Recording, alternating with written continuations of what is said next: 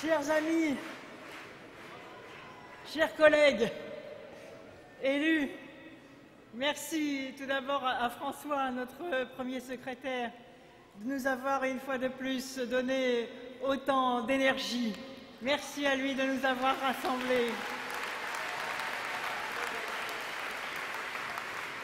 Je salue les partenaires des autres partis de gauche qui nous soutiennent, Jean-Pierre et Jean-Michel. Merci de leur présence.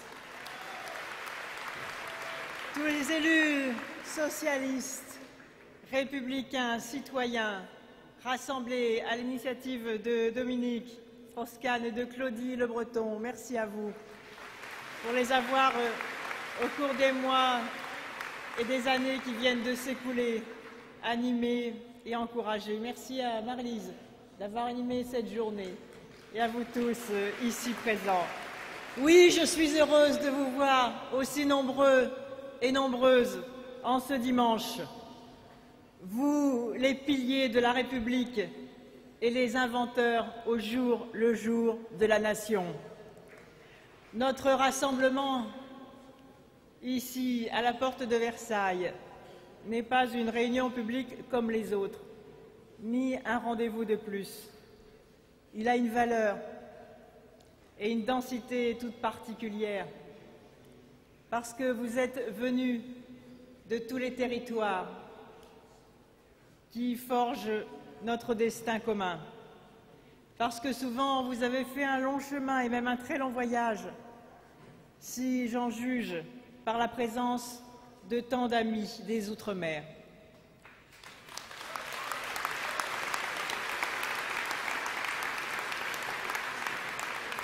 Parce que, à travers vous, je veux parler de la France et m'adresser aux Français.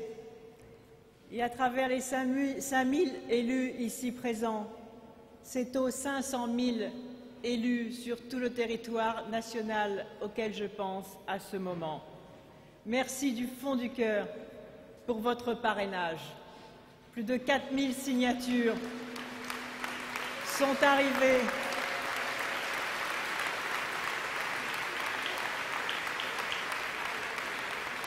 Plus de 4000 signatures sont arrivées au Conseil constitutionnel. Je sais ce que je vous dois. Je sais ce que je dois à mon parti. Je sais ce que je dois aux militants.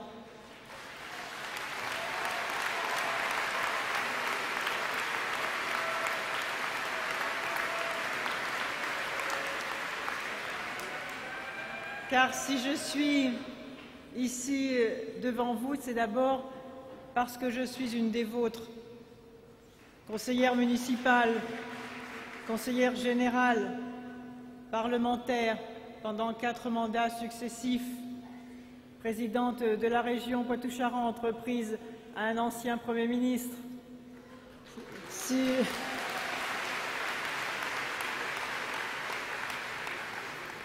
Oui, je suis des vôtres. Et je connais, comme vous, les grandeurs et les servitudes du mandat d'élu, la noblesse aussi de cet engagement, ce qui fait qu'au jour le jour, nous sommes confrontés aux difficultés, aux souffrances, aux précarités, aux injustices, mais c'est ce qui fait aussi qu'au jour le jour, nous nous battons pour que la France aille mieux. Je ne suis pas candidate pour reconduire le désordre des choses, mais au contraire pour bâtir une France juste et forte. Je ne suis liée à aucun groupe de pression, à aucun pouvoir d'argent. Le pacte présidentiel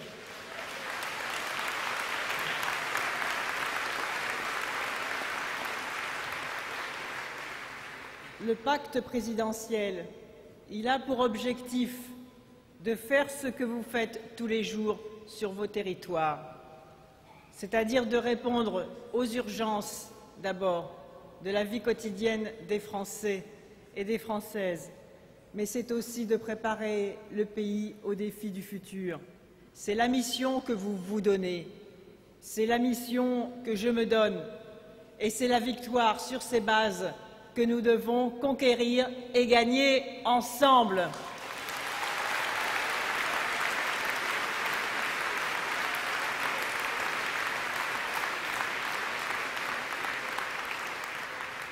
Vous qui êtes des élus du suffrage universel, vous qui consacrez votre vie au bien public, vous savez que c'est le désintéressement qui fait les grands desseins, c'est-à-dire à la fois les grands projets et les grands progrès.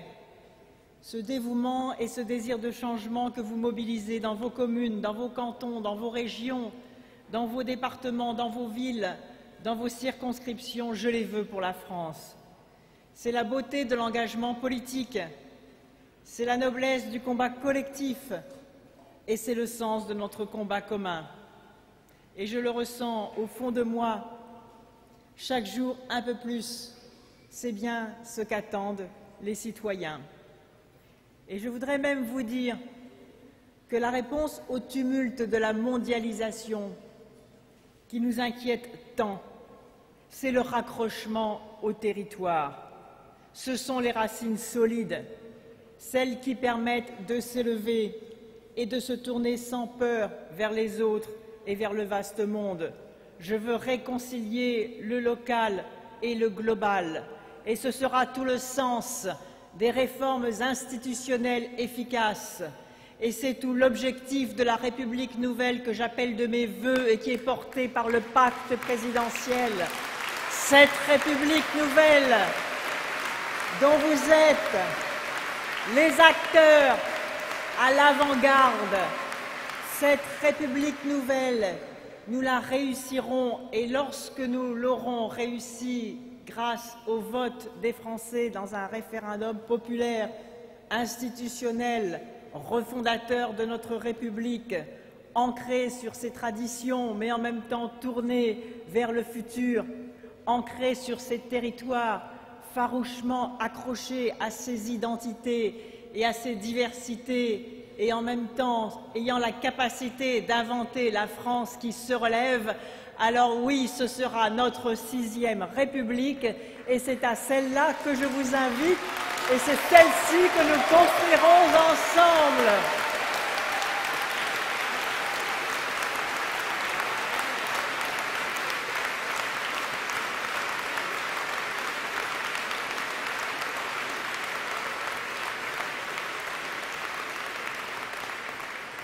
Cette 6e République, elle est prête. Elle s'appuie sur votre travail. Ce travail qui a été animé par nos présidents de groupe à l'Assemblée nationale et au Sénat, Jean-Marc Ayrault et Jean-Pierre Bel.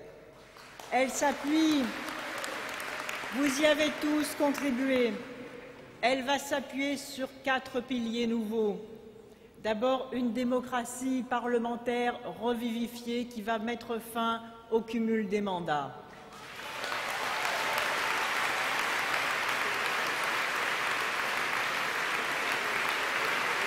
Ensuite, une démocratie sociale qui va faire à la France un bond dans le futur en modernisant le dialogue social, en faisant en sorte que les organisations de salariés soient enfin respectées dans notre pays et contribuent au nouveau pacte que je veux nouer avec les entreprises pour prouver que l'on peut concilier la solidarité, les sécurités au travail, la valeur du travail, mais aussi l'efficacité économique et la conquête de ce qu'il y a de mieux dans la mondialisation.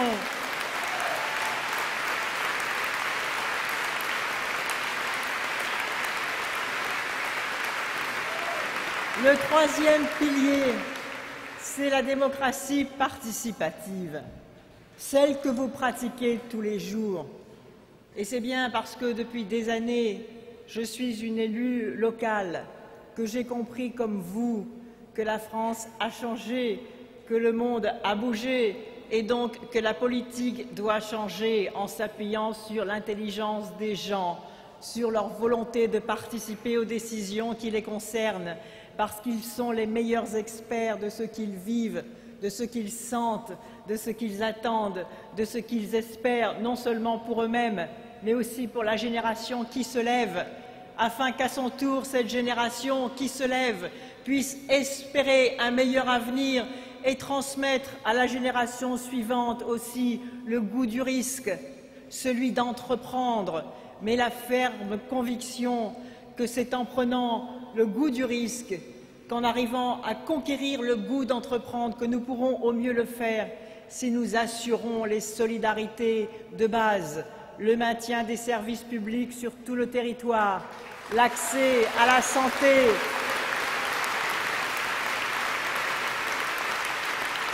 et c'est cela qu'ils nous ont dit, tous les Français, dans les réunions participatives qui m'ont aidé à construire avec vous le pacte présidentiel avec lequel nous nous battons aujourd'hui pour nous acheminer vers la victoire.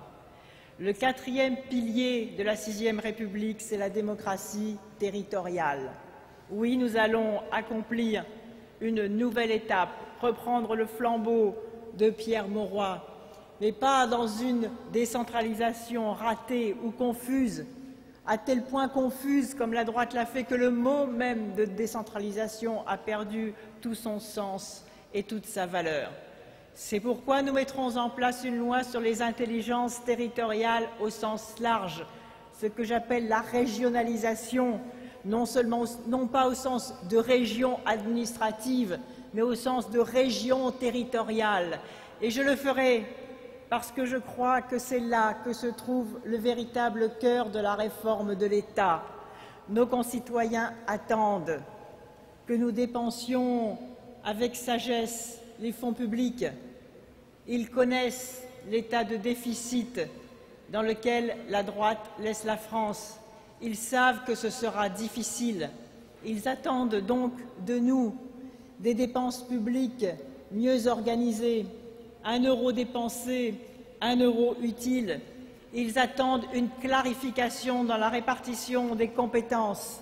Je veux faire confiance aux territoires, aux communes, aux départements, aux régions, aux agglomérations, aux communautés de communes. Chacun aura sa tâche à accomplir. Nous mettrons fin aux superpositions, aux doublons, à tout ce qui conduit à toutes les formes de gaspillage. Il faudra de la discipline et de la rigueur pour cela. Je connais les difficultés. Je sais comment, dans ces financements croisés, dans cette complexité territoriale, chacun cherche à se mêler de tout, dans une sorte de confusion dans laquelle personne ne s'y reconnaît. Les citoyens ne veulent plus de cela. C'est ce qui permet à certains candidats de proposer de supprimer les départements. Non, je ne supprimerai aucun échelon.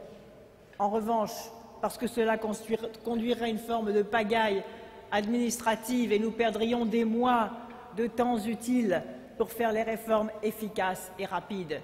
Non, mais en contrepartie, chaque collectivité territoriale, dans une réforme fiscale, recevra les moyens justes d'exercer ses responsabilités sans être obligé de se livrer à une fuite en avant vers les hausses fiscales. Il y aura de la justice dans la répartition des ressources fiscales et il y aura de la justice dans la péréquation entre les territoires pour que les citoyens puissent comprendre comment l'on peut concilier les identités et les intelligences territoriales avec la certitude que les conditions de la réussite scolaire, de l'accès à l'emploi, de l'accès à la santé, de l'accès aux services publics soient équitablement garanties sur l'ensemble des territoires, car il n'y a pas d'incompatibilité, au contraire, entre un État fort, assumé et assuré de ses responsabilités, garant du lien social à l'échelon national et des collectivités territoriales et des élus qui assument toutes leurs initiatives, tout leur talent, tout leur pouvoir d'action parce qu'ils savent qu'ils pourront s'appuyer sur cet État fort qui leur garantira l'égalité de développement sur le territoire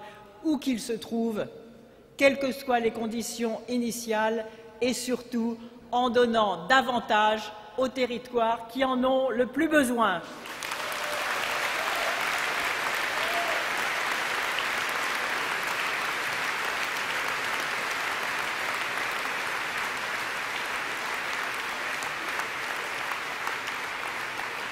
Et donc, c'est à une tâche immense à laquelle je vous appelle.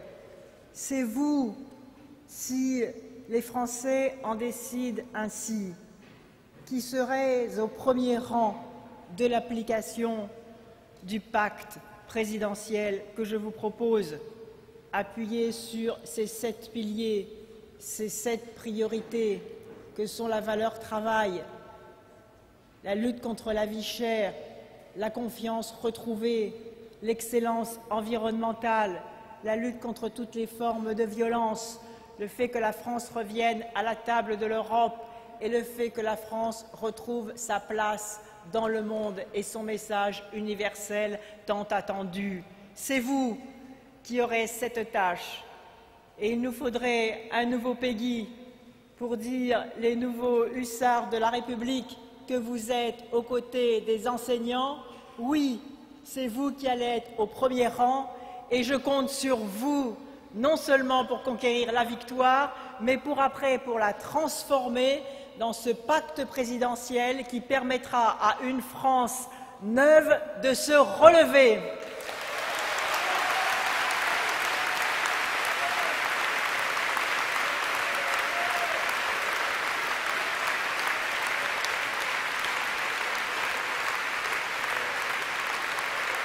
Nous écrivons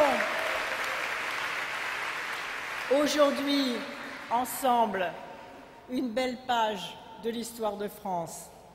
Un nouvel espoir s'est levé à gauche, comme une vague en formation qui ne demande qu'à grandir.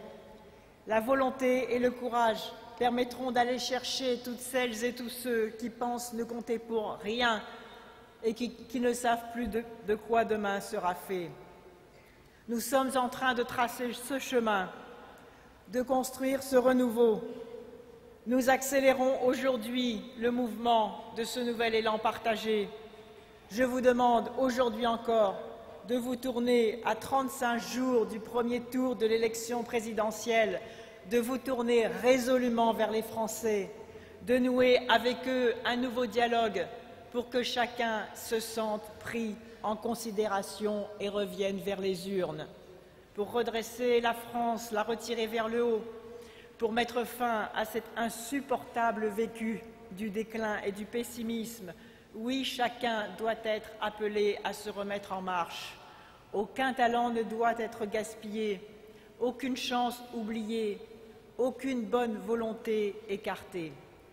Ce que je veux déclencher dans cette dernière ligne droite de la campagne, c'est un sursaut collectif, un élan à la dimension de l'espoir qui se lève, un dépassement de soi et de chacun. Oui, il s'agit de transformer l'espoir en dépassement, en donnant du bonheur et parfois même de la ferveur, comme on le voit parmi ces milliers de gens qui viennent dans des salles pleines à craquer parce qu'ils veulent incarner ce mouvement vers le haut qui nous conduira vers la victoire. C'est vous, élus, militants, c'est vous les élus qui avez accéléré ce mouvement en mobilisant autour de vous. C'est vous qui avez été aussi poussés par les citoyens autour de vous, par le peuple qui est déjà en marche. C'est vous qui êtes en train de donner à toutes celles et à tous ceux qui veulent une nouvelle histoire la force d'y croire. En m'apportant vos parrainages, comme vous l'avez fait, cela me donne l'immense responsabilité de ne pas décevoir toutes celles et tous ceux qui espèrent. L'élection présidentielle va à l'essentiel, la possibilité pour chacun de choisir son destin et de le maîtriser dans les turbulences du monde d'aujourd'hui. Oui, la France peut reprendre la main.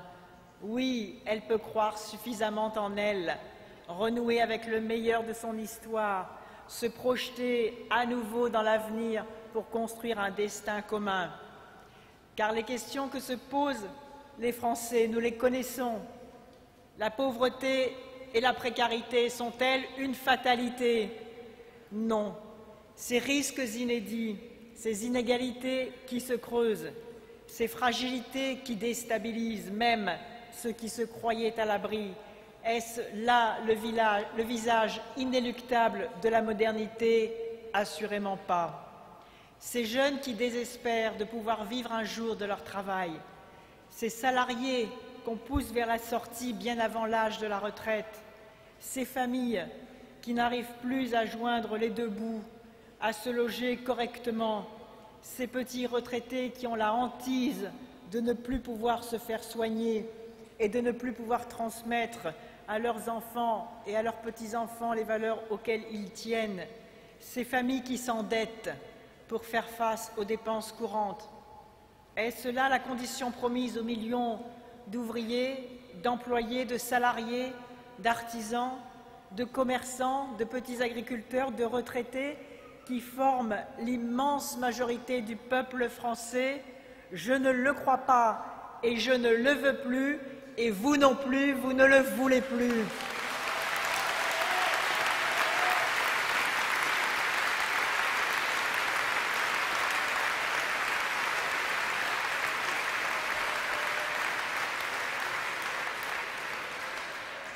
Et si les problèmes qui se posent ne sont ni de droite ni de gauche, il y a bien des façons de gauche d'y répondre.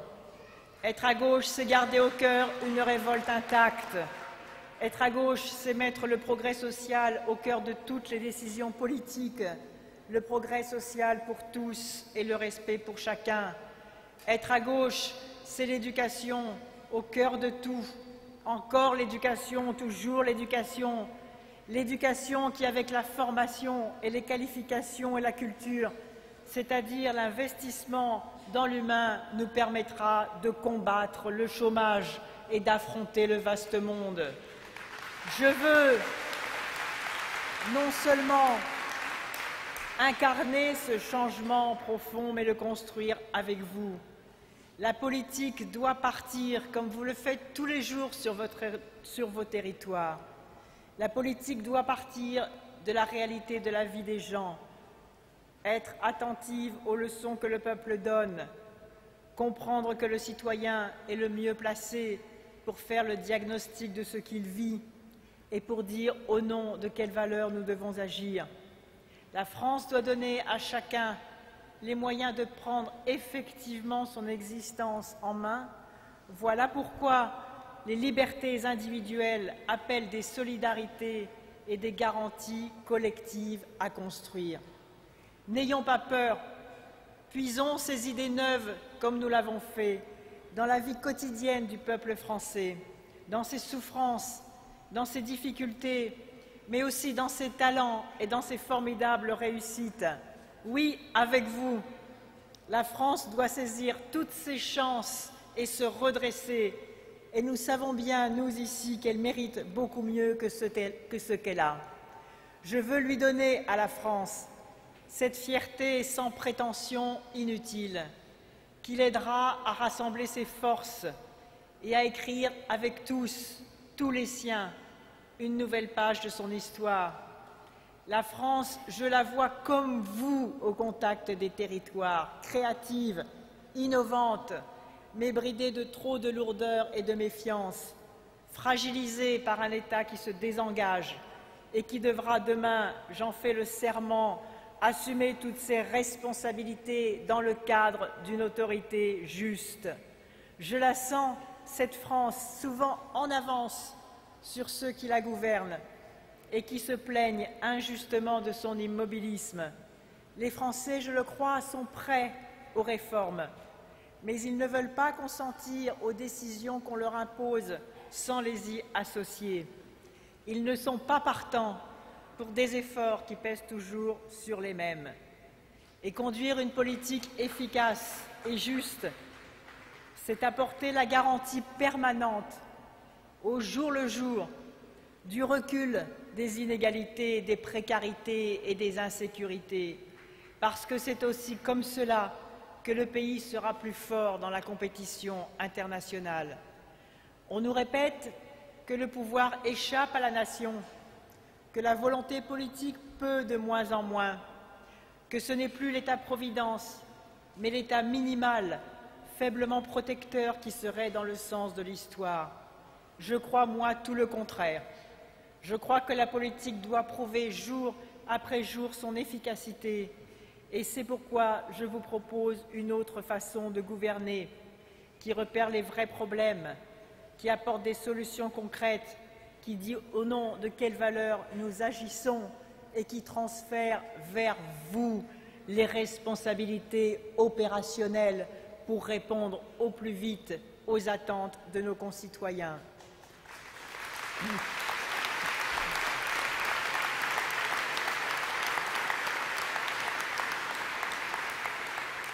On nous a raconté aussi que la mondialisation avait disqualifié la nation et que l'aspiration croissante à l'autonomie individuelle, à la fuite vers le chacun pour soi, se ferait forcément au détriment du collectif. Je crois, moi, tout le contraire. Ce sont les solidarités collectives qui nous rendront plus forts. La nation n'est pas le monopole de la droite et encore moins de l'extrême droite. La nation, elle tient debout parce que les solidarités sont là, parce que la nation tient debout parce que les solidarités sont là, parce que la lutte contre les injustices est là et parce que nous saurons nouer avec les Français ce pacte social qui nous fera tenir debout ensemble, avec nos différences, avec nos talents, mais aussi avec notre volonté collective d'aller de l'avant dans une nation rassemblée et fière d'elle-même. Oui, ma conviction est là. C'est en restant fidèle aux valeurs de justice, de solidarité et de laïcité que nous pourrons résister le plus efficacement au vent mauvais d'un libéralisme sans foi ni loi, des communautarismes de toutes sortes, et que nous réussirons à saisir ensemble les opportunités d'une mondialisation qui porte en ses flancs le pire et le meilleur. Le meilleur, si elle réussit notamment à réduire les inégalités entre les pays du Nord et les pays du Sud, selon que nous saurons en faire. Eh bien moi, je veux, pour la France, que ce soit le meilleur qui l'emporte.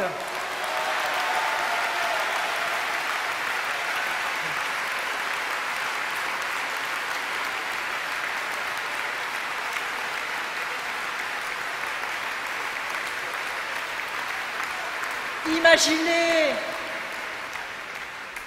la France, c'est la tâche nouvelle que je vous propose, car ne lui renvoyez que l'image de son déclin et la sommer sans cesse de renoncer à son exception, à son modèle, de lui dire qu'il faut qu'elle se banalise pour s'en sortir et de s'aligner sur les pays où, paraît-il, le marché sans entrave pour voir et au bonheur de tous. Tout cela, c'est rendre un bien mauvais service à la France et c'est attiser l'exaspération des Français. C'est à cette façon de faire qu'il faut mettre fin. Je crois qu'il y a beaucoup à corriger dans le fonctionnement de nos systèmes de solidarité, mais pas pour les amoindrir, pour les rendre plus efficaces. Je crois que nous devons imaginer l'ambition d'une France économiquement dynamique et socialement plus solidaire, car l'un ne va pas sans l'autre. Oui, imaginez la France, c'est à cela que je vous invite, car elle s'est beaucoup transformée, diversifiée et colorée, sans encore admettre totalement ce qu'elle est devenue. Nous devons en tirer parti et fierté.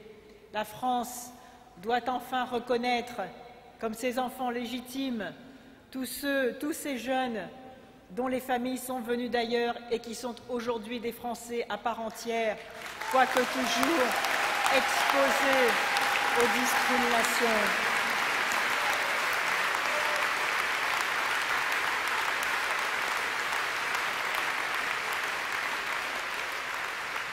Et la lutte pour l'identité des territoires ruraux qui font souvent moins de bruit et qui pourtant n'en subissent pas moins de souffrances.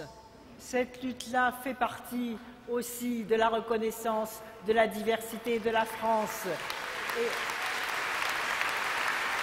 et je ratifierai la charte des langues régionales, parce que cela fait partie de nos diversités.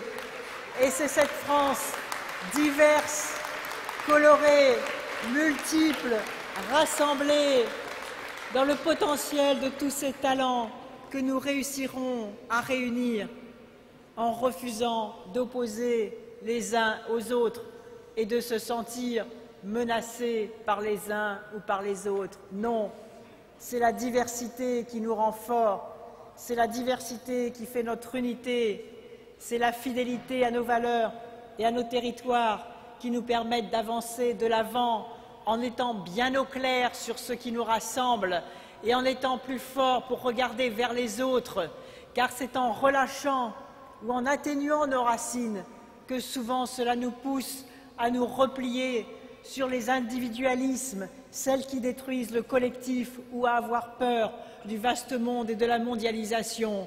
Nous devons réunir cela, je l'ai dit tout à l'heure, le local, la fierté de nos liens sur nos territoires et sur nos cultures diversifiées, et le global, parce que nous regarderons tous ensemble, avec notre force commune, la meilleure façon de réduire les écarts entre les pays riches et les pays pauvres. Et nous savons bien, nous la France, que si nous réussirons à nouer des liens avec l'autre rive de la Méditerranée et en particulier vers l'Afrique, nous savons bien que c'est comme cela que nous serons plus forts ensemble et que le message universel de la France sera à nouveau compris, entendu, respecté et porté.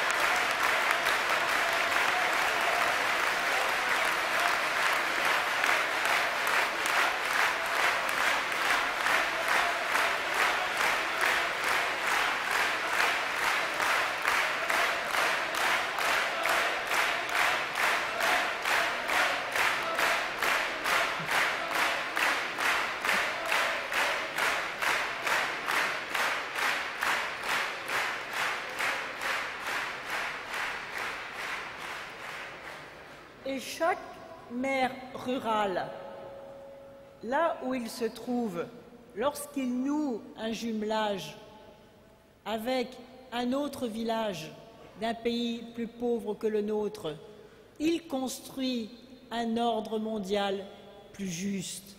Et je compte aussi sur vous pour cela, car nous réformerons en profondeur les aides au développement. Et je demanderai aux communes, aux départements, aux régions de nouer des partenariats de proximité, des circuits courts, et vous en aurez les moyens, parce que je crois que c'est le moyen le plus efficace de lutter contre toutes les formes de gaspillage, de détournement de fonds publics, contournant des régimes corrompus qui font que l'argent public ne va pas directement aux populations qui en ont le plus besoin. Je compte sur vous pour réussir cet ordre mondial plus juste, sans lequel nous n'avons pas de destin commun. Car ce n'est jamais quand elle oublie ses valeurs, mais bien quand elle les prend au mot et qu'elle reste fidèle à elle-même, que la France peut aussi, au-delà de ses frontières, parler de l'Europe et à l'Europe, parler du monde et au monde, car la nation pour la gauche est indissociable d'une perspective plus large. Nous sommes de ce pays, la France, qui vota la liberté du monde, où l'on fit une constitution en pensant à l'univers entier. C'est donc en donnant au peuple l'exemple et le signal de la justice et de l'humanité que la France se ressemble et se rassemble. Regardons l'histoire. C'est toujours quand le peuple s'empare de son destin que la France avance et bâtit un nouvel avenir. Aujourd'hui, nous le sentons. Je sens que le peuple français s'y est mis et que ce mouvement va se lever.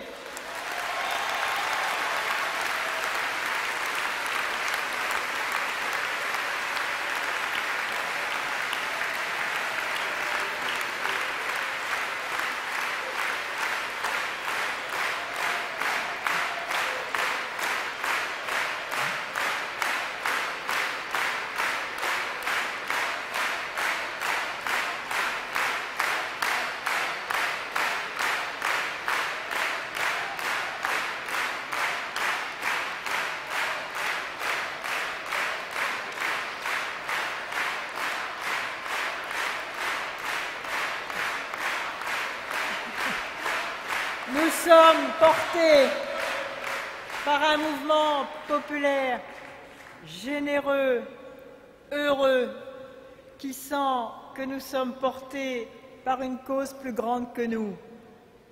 À travers vous, je lance aujourd'hui un appel à tous les Français, hommes et femmes de notre pays.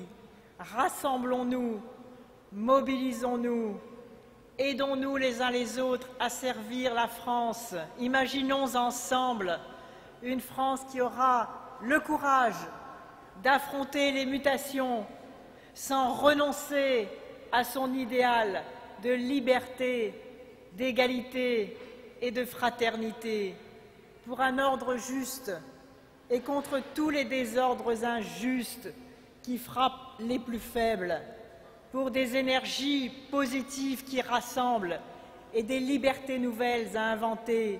Mettons-nous encore plus fortement en mouvement. Je vais continuer avec vous, comme je l'ai fait maintenant depuis plusieurs mois et encore avec quelques semaines, avec la force de nos convictions et pour unir toute la gauche dans sa diversité et pour rassembler une majorité de Français dans un même désir d'avenir et de changement profond. La campagne sera victorieuse si nous le méritons. Vous connaissez mon attachement à ces valeurs sur lesquelles je viens d'insister. La campagne sera victorieuse si nous y travaillons jusqu'au bout, avec l'exigence d'écoute, des réformes précises et crédibles que vous avez entre les mains et que vous avez bâties avec moi dans ce pacte présidentiel. C'est pourquoi je parle de pacte et non pas de programme et de projet, parce que ce pacte, il m'engage. Je donne ma parole pour le réaliser, mais il vous engage aussi, puisque vous y avez participé et vous m'avez aidé à le construire.